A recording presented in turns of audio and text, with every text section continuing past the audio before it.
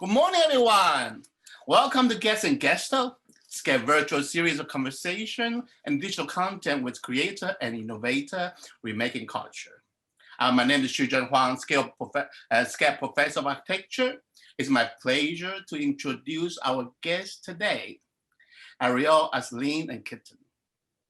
Arielle is a creator, a designer, architect, and founder of /Object, a design studio that explores the intersection of material and form. Arielle holds a master's degree of architecture from Harvard University and Bachelor of Art in Critical Theory and Visual Media from New York University.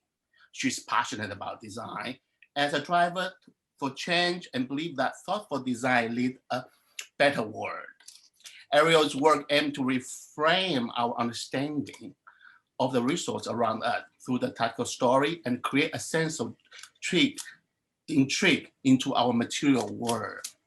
/Object was included in the American Design Hotlist in 2016 and the Best of New York City xDESIGN in 2018 and received American Design Honor in 2019.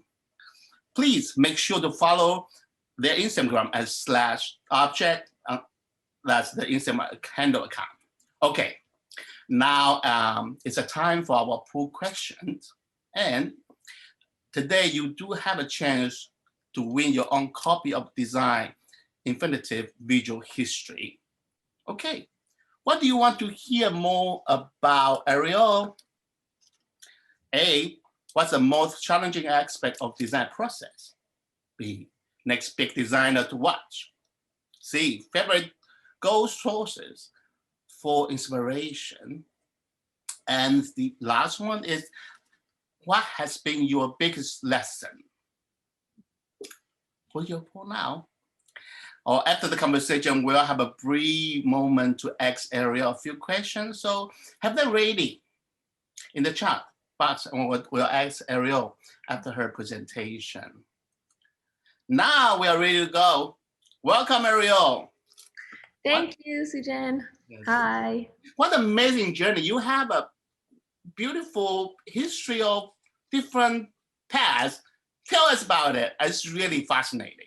Great. Yeah, I would love to tell you about it. I'm going to share my screen. I have some visuals to go along with it so that you guys can follow along. Let's get a pick. One.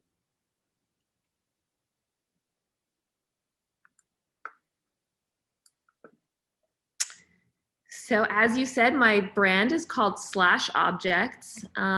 And to give you a little bit more information about my background, I'm a designer, an architect, and an entrepreneur running my own studio. And even though those are like three different kind of components, I would say that the trajectory has been pretty jumbled. It's not a linear path from one to the other. And it's really kind of like a mishmash of different experiences, skills, interests, passions that I have accumulated into kind of what I do today. And so this is one of my most kind of iconic furniture pieces. These are recycled rubber and concrete side tables with brass. And it was kind of the founding piece of my studio that I developed. But to get to this point, I like to kind of go back to my roots studying critical theory, which gave me a really kind of analytical mindset of how to think about problems in the world. And at the same time, while I was in my undergrad, I was very passionate about environmental studies and just thinking about kind of like local resources and how our use of materials and resources affects kind of not only the city, but the planet and everything around us. And I started working in two-dimensional design. I did some Parsons Paris courses and really kind of self-taught myself all kinds of two-dimensional techniques and web design. And that really gave me sort of an interest in how to translate ideas into visuals. And I was very passionate, still very passionate about that process. And that landed me an internship at BIG in Copenhagen, which was a very transformative experience. It really opened my eyes to the world of three-dimensional design everything about how you transform an idea into a new type of reality, and how materials have a big, important role in that transformation. So everything from kind of like working on Lego models in the studio, I really kind of came away from that experience wanting to grapple with the three-dimensional world of making. So I came back to the States. I applied to the Graduate School of Design at Harvard, and I started my Master of Architecture program, which was really where I kind of honed the skill of presenting, creating these concepts that could be translated into models, artifacts, different kind of play with visual and three-dimensional form, and a lot of exploring in the shop. I really took advantage of all of the resources that we had in the shop to just expand my capabilities, expand my mind, and be very playful. I was also very lucky to be able to spend time in Japan as one of their programs. I studied under Toyo Ito in Tokyo for 1 semester, and that was extremely transformative. This is the Tama Art Library,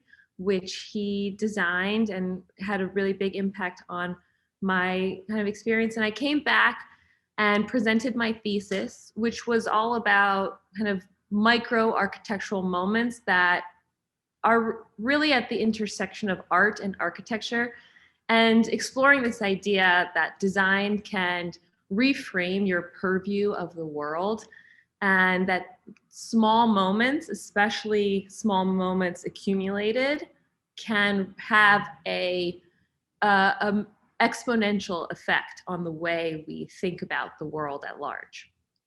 So the title of my thesis was The Micro and the Multitude, really kind of thinking about these small scale interventions and how they can have such a bigger impact than their kind of diminutive size. After exploring these kind of ideas and starting a foray into the furniture that I built for my thesis, I was also at the same time working on a change.org petition that I started that ended up kind of going viral in the architecture world. I think it's really important to like merge, you know, your beliefs for a better world, for justice, for equality, with whatever platform you have and wherever you are situated. So for me at that time, it was supporting Denise Scott Brown in her bid for, you know, representing her work in the Pritzker Prize that her partner, her lifelong partner, received without her in 1991. So this was kind of going on. It garnered a lot of attention in the architecture world because I think it hit on sort of a zeitgeist of people wanting to acknowledge the lack of representation of women in architecture. And I think that has kind of swept up a lot of the school today, which I am really happy to see students using their platform as a way to kind of help bolster voices that are not necessarily as privileged. Yeah, thank you, because this is a big issues, and right now we do have over 50% of female student body in our program too, and I'm just happy to see that you raise voice, the diversity of the our student body here, and thank you for bringing that up. It's just wonderful to see this portion of your work. Yeah, absolutely. I think it's great to see. I think a lot of students now, when I was in school, it wasn't really something that students were necessarily voicing as much. They weren't really talking about inequality or injustice. And now that's obviously something that's very much at the forefront of, you know, not only our world, but I think within each profession. So just looking at the design profession and the inequality that exists in the design profession is something that students should really be engaged in, because you have a huge platform by being at the university. Correct. Thank you. And so kind of this was my moment to reach graduation. That's me in the background, very excited to get out of there, start my next journey. But I didn't have a clear sense of what that was going to be. I knew I didn't want to kind of follow the traditional path of working at a big firm, putting in my kind of grueling hours. I wanted to explore another possibility. And I thought maybe there was something that is more open-ended. And that's where the idea of slash came in. That it could be graphic / architecture / furniture / product / interactive. That design could be very,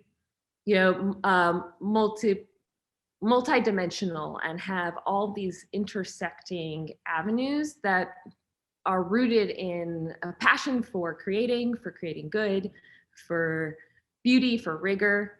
And so I started really experimenting. And at that time, I discovered a material that's made out of recycled tires.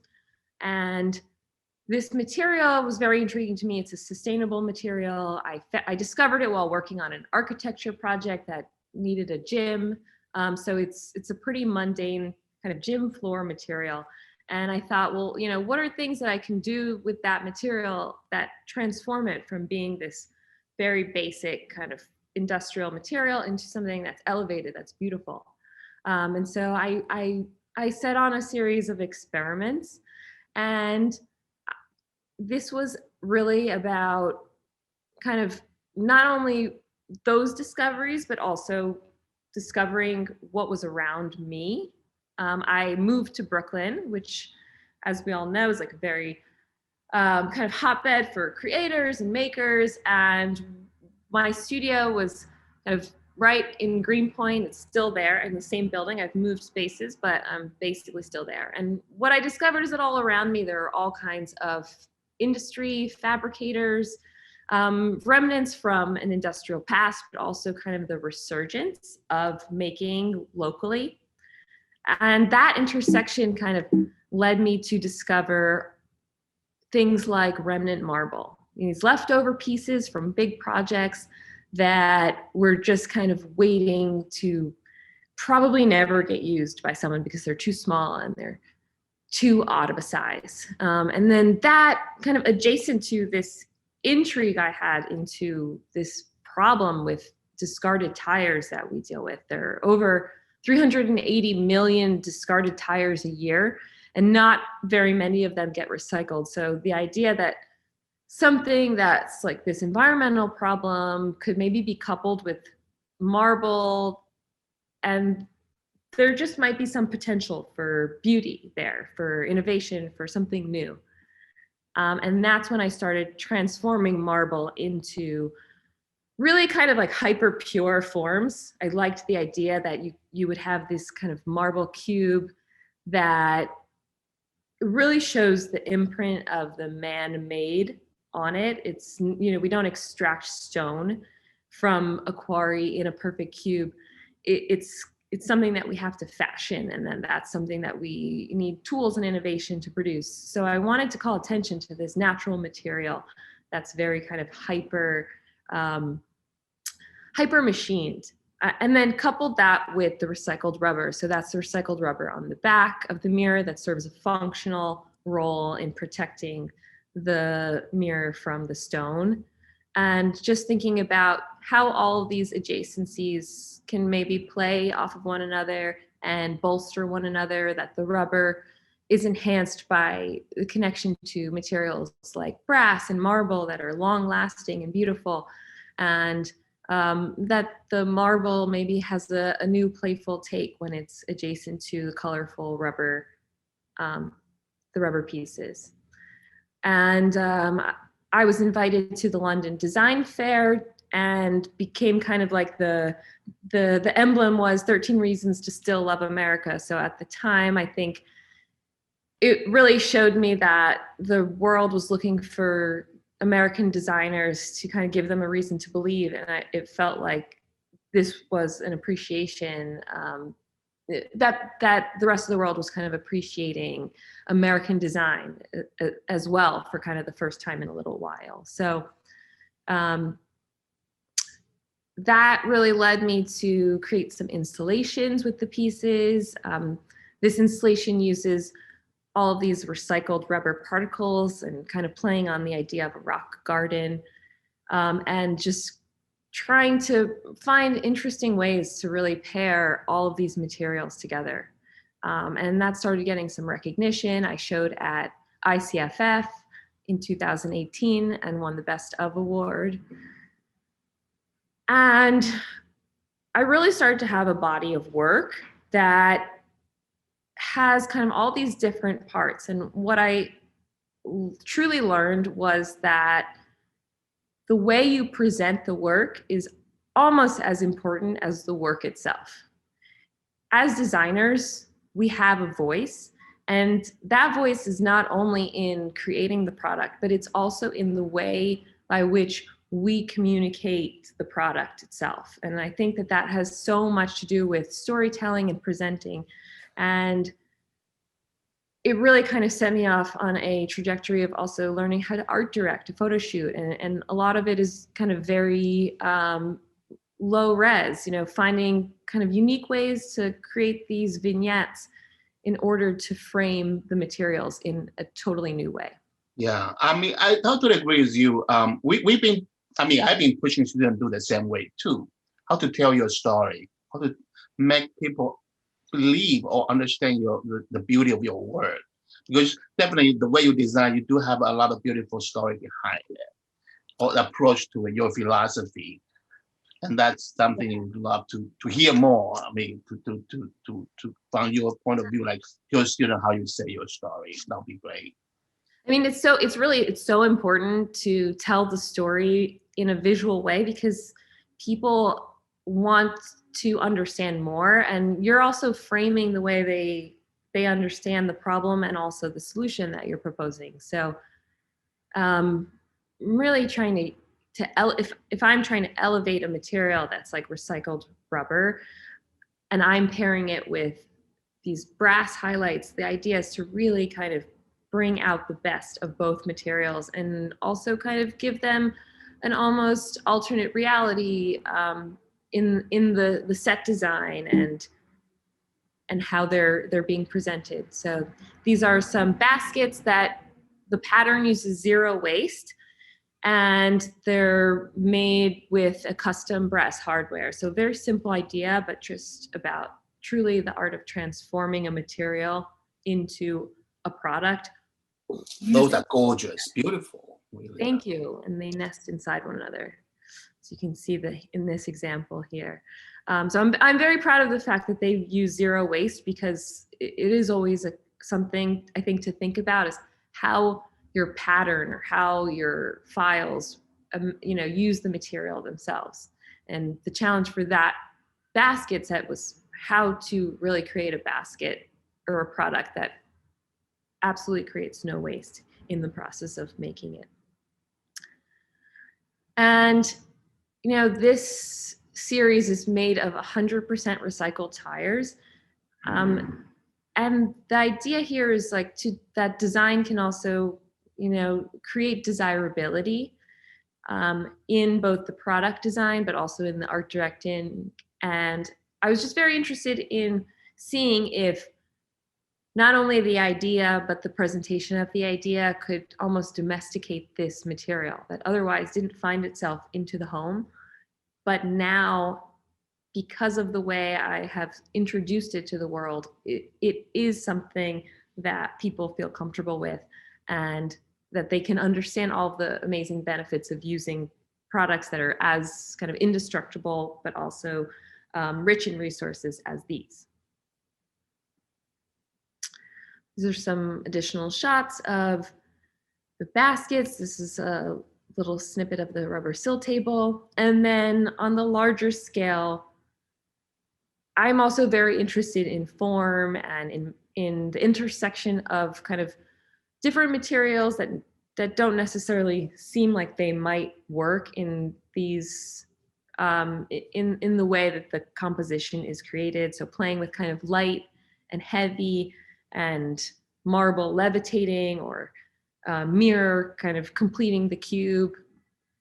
I think all of those things make you have a sense of intrigue into the pieces themselves. And to me, the idea for that is that it brings you closer to the materials and to think about the connection between parts, which inevitably makes you think about how products and furniture and spaces are built. And once you start reckoning with kind of how things are built and put together, I hope it gives you a connection back to where those resources came to create the piece to begin with. This is a day bed that I designed. This is a coffee table, one of the first kind of large pieces that I designed.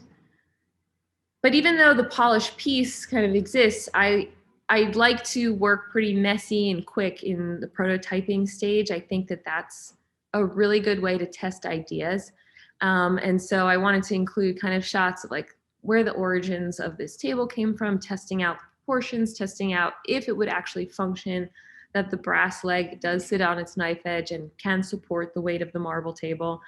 So I think it's really important to just kind of really start working with your hands and just make something to test the idea as soon as you can. That's going to give you the best results as soon as you can.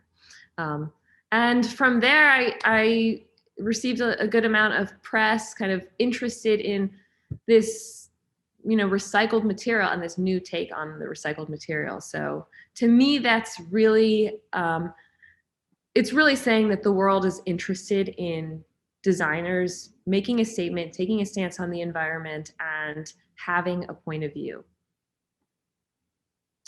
This is the whole Coexist collection together. So you can really see the use of the cube and the kind of monolithic elements that I'm playing with. And almost all these pieces are made using remnant marble pieces. So leftovers, odd pieces, things that are discarded.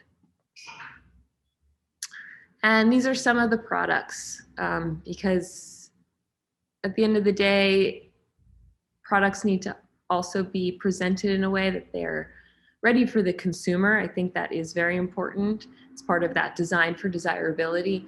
So taking care, you know, part of my entrepreneurial hat is really making sure that consumers are able to access the products, that there's uniformity in the way they're being displayed, that they have the right aesthetic and that there's artfulness, but also that there's the accessible nature.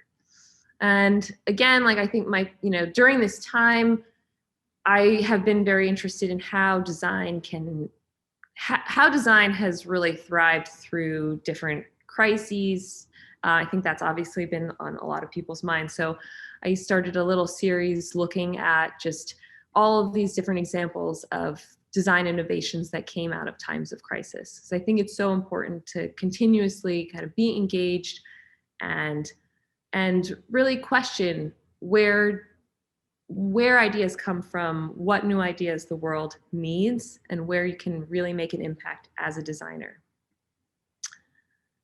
All of that is really kind of a jumbled, non-linear trajectory that led me to wear all of these different hats. And I think the idea is that, you know, as a designer, you don't need to follow one specific path. You can have a very variated experience in not only creating, but presenting ideas to the world and seeing them reach consumers, seeing them impact others, and hopefully impacting the greater good. One of the students actually just asked about exactly you have so many interests. How do you juggle in between, and which direction you go for?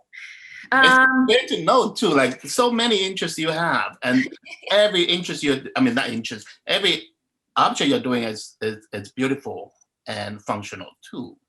How did you do it? That's a big question, of course. Yeah. It's very difficult. I think the most difficult part is probably juggling all the different hats that have to be worn in my position, and I think that's something I'm still learning.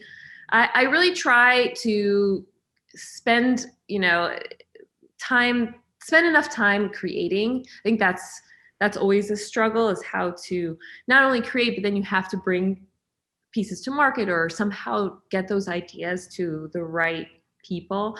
And it's really about, to me, I think it starts with making the act of making, because once you've made it, I really believe that the world wants to see it. The world loves seeing new pieces, new ideas, new products. So once it's made, you kind of have to get it out there and share it.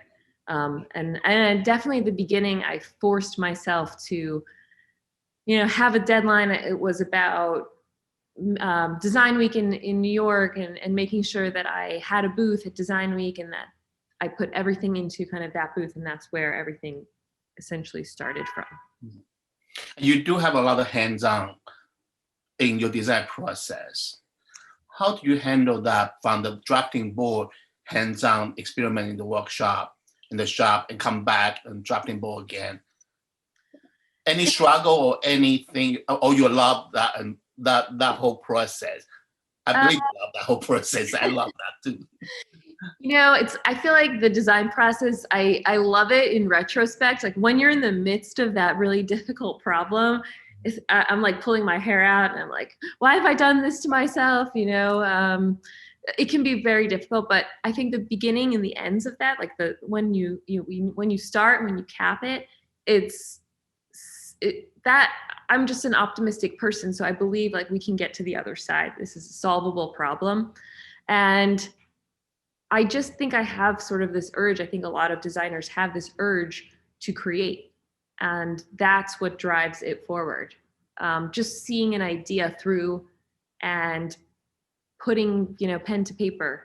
And I do think that kind of that fast prototyping helps make the translation, because I always think about like there's this gap between your ideas and what you wanted to make, and your location, your environment are what are sort of the mediators of that gap. So for me, that's, my studio, the available tools I might have, the available materials I might have, the resources that are available to me, the fabricators that I know and trust. And it's really all linked in that network that allows the work to exist. Yeah. I mean, you do mention about a lot of time you have struggled with some design issues, and you try to pull your head out. And I don't have a head to pull out. But to do the student, actually, our group of students, they asked the question, because we do have a poll earlier. Yeah. And the top question they asked actually what's the favorite to-go source to inspire for inspiration? It's like when you start, how did you do it? How did you do it? Where did you get the resource for inspiration? Yeah, I would say, I think in some of my work, I'm very much just inspired by the materials available to me, because as an independent designer, I don't have an infinite number of resources. And so it's started off more as, okay, this is what I have, like those are my constraints, and what can I transform these into? And that's actually I think that was very powerful, especially at the beginning, because I had so many ideas, but based on concrete elements. Like I have this much money to spend on this much I need for that. And we talk a lot, I think, in design about how important constraints are in imposing constraints on yourself. And when you're just kind of thinking of ideas, it can be limitless. And so imposing some more concrete constraints that are based in maybe the real world of fabricating, I think can be very helpful in generating something that you didn't even expect to make, because it almost forces you to rely on the expertise or skills of somebody else or a tool. But I guess in terms of inspiration, I'm also very inspired by Japanese design. So I will often look up some Japanese designers that I admire, or just kind of try and sort of like look for things that are outside of my direct purview.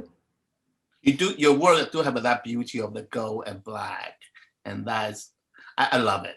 When I saw it, I said, I really love that part. It's so gorgeous. Yeah. And one of the students actually asked that question is actually leading from your struggle for the inspiration. And yeah, how did you get your work to introduce in the industry? In the So business side of it, I mean, it's quite important as a designer, start from the beginning to become well established. Mhm. How did you do it? Well, so when I finished my MArch program, I really wasn't connected to the New York design world or the furniture design world or product because it's such a separate kind of entity. But when I moved back to New York, I started learning about design fairs, and that plays a huge role in basically getting your work out, because it's just like a platform where independent designers and established designers and companies and manufacturers all kind of come together and converge. So in 2016, when I launched Slash Objects, the year about 6 months before then, I had heard about Sight Unseen Offsite and decided to apply and have a booth in the 2016 edition. And I launched essentially, and that was a nice goal to have. I had, set myself a budget from my day job essentially, and just kind of decided to make everything I could think of using recycled rubber, and marble and things that would help elevate the rubber itself. And that platform really allowed me to showcase the work. Correct. What I was going to actually ask you about did you have an audience to test on your sample of your work before you go to massive productions? Yes. So the way I kind of did it for that was my first booth was essentially a series of prototypes. Some of the pieces I made the night before. It was like very last minute, and I didn't really know what to expect. In a way, I thought that, a manufacturer would maybe approach me and take over manufacturing.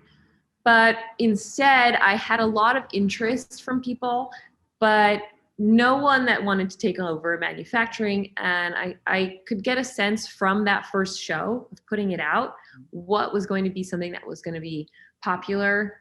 I could really see it's a 4-day show and people gravitate towards certain elements. So from there, I essentially decided on a number of pieces to do small mass production of. And I spent the next year bringing those products to market.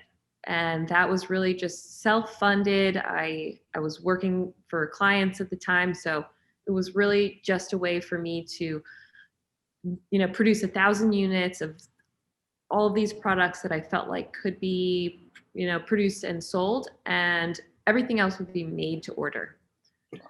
Great. How did you explore new material? One was still asking about this. Mm-hmm. Did you go find different material and did you go anything beyond the recycled rubbers? So, that's proven to be a difficult challenge now, because I originally conceptualized the brand as, something that, a design company that would explore many types of recycled materials. And that's still my goal. But what I've learned is that it does take a lot of time and resources to even complete one. So my goal for 2021 is really to branch out and spend enough time on the research and development of new materials and new products, because it is a difficult undertaking, especially as a small organization. Everybody knows like R&D is very time consuming and expensive. Mm-hmm. But I am always kind of interested and tapped into other manufacturers and makers that are working with recycled materials to just kind of try and keep a connection to what new possibilities exist.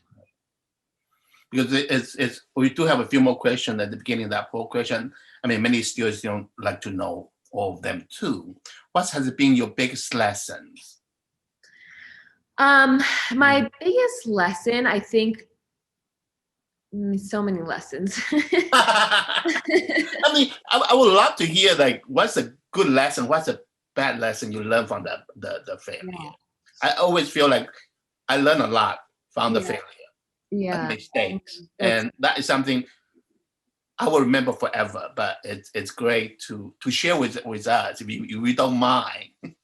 Yeah, I would say that one of my biggest lessons has been, you know, on the financial side, you end up learning who to trust and how to trust different fabricators, because I've definitely been burned many times where you give a deposit and then you don't receive the work, and you end up learning how to structure a deal so that you protect yourself. I think that's a huge lesson in business. In design, you know, the first show that I did in 2016, I thought that they would come and take photographs and the press would automatically kind of be derived from there.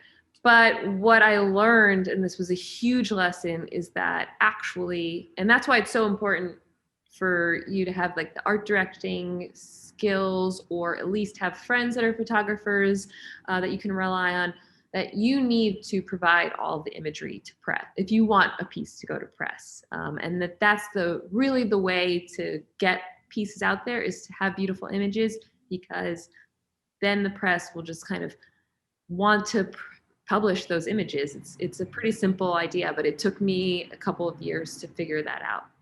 Wow, that's a great tip. Remember that, everybody. Make sure you have a good pictures before you send it out. It's not. That's true though. You're absolutely right. Yeah. And one of the students just come out with a very interesting question.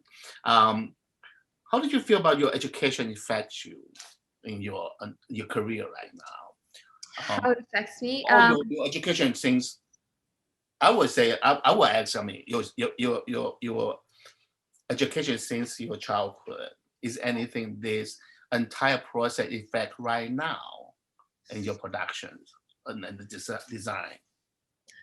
Yeah, you know, I was recently asked kind of when did my design career start, and it got me thinking, because I've always thought of myself as a designer or artist creator. I used to sit in my room when I was little and make, you know, greeting cards with an X-Acto and very elaborate little designs, but I was like 7 years old. So in a way, I think about it almost as the starting point then of like undertaking a self-motivated project. And the idea was that these little greeting cards were for someone else, and I would press flowers that would go in the cards, and I would spend like the entire year collecting the flowers and pressing them, and I had my own little production. So I think that when I really think about it, is sort of the root, like it's something that was always inside of me.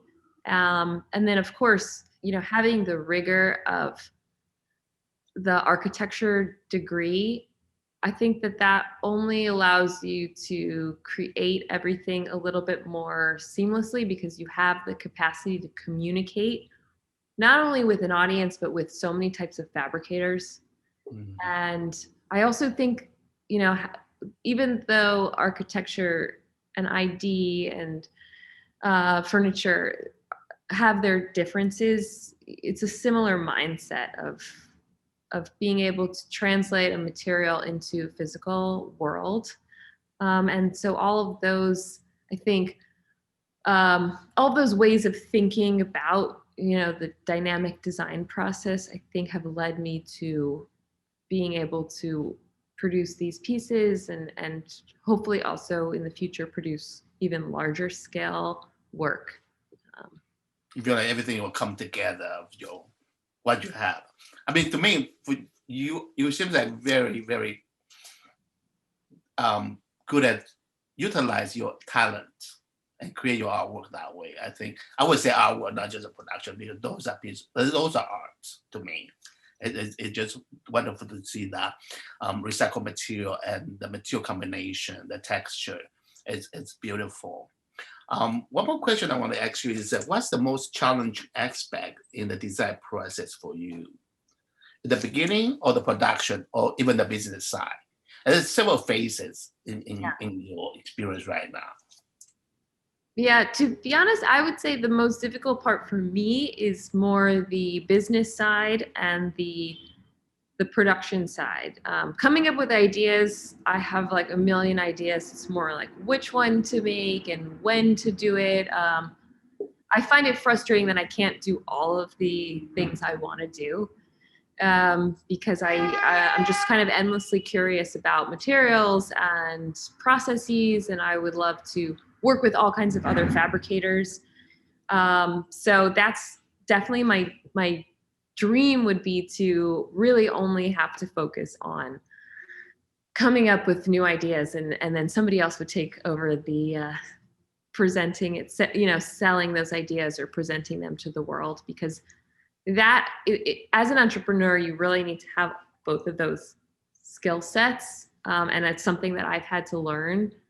I think, in my grad program, I took one business class that was in the business school, which has served me as like one of the most important classes of my entire life.